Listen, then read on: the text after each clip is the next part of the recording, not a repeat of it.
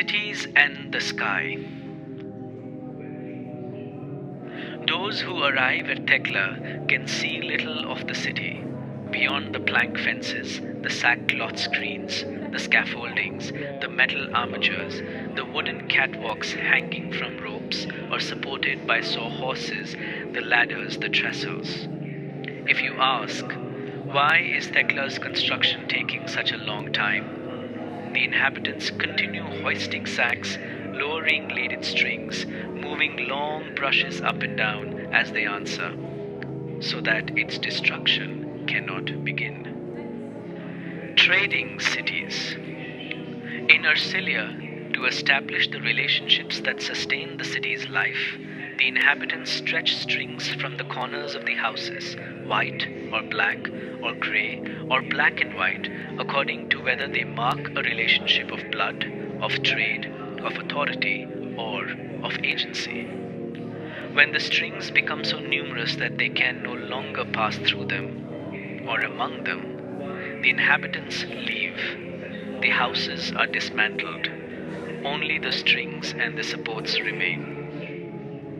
From a mountainside, camping with their household goods, Ercilia's refugees look at the labyrinth of taut strings and poles that rise in the plain. That is the city of Ercilia still, and they are nothing. They rebuild Ercilia elsewhere.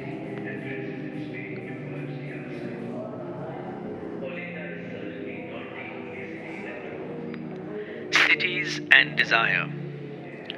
From there, after 6 days and 7 nights, you arrive at Zobaidi, the white city, well exposed to the moon, with streets wound about themselves as in a skein. They tell this tale of its foundation. Men of various nations had an identical dream. They saw a woman running at night through an unknown city. She was seen from behind, with long hair, and she was naked. They dreamed of pursuing her. As they twisted and turned, each of them lost her. After the dream, they set out in search of that city. They never found it, but they found one another. They decided to build a city like the one in the dream. In laying out the streets, each followed the course of his pursuit. This was the city of Zubaydi, where they had settled, waiting for that scene to be repeated one night. None of them, asleep or awake, ever saw that woman again. The city's streets were streets where they went to work every day, with no link anymore to the dreamed chase, which, for that matter, had long been forgotten.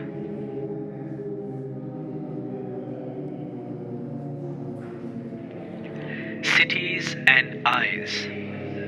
When you have forded the river, when you have crossed the mountain pass, you suddenly find before you the city of Moriana, its alabaster gates transparent in the sunlight, its coral columns supporting pediments encrusted with serpentine, its villas all of glass like aquariums, where the shadows of dancing girls with silvery scales swim beneath the Medusa-shaped chandeliers.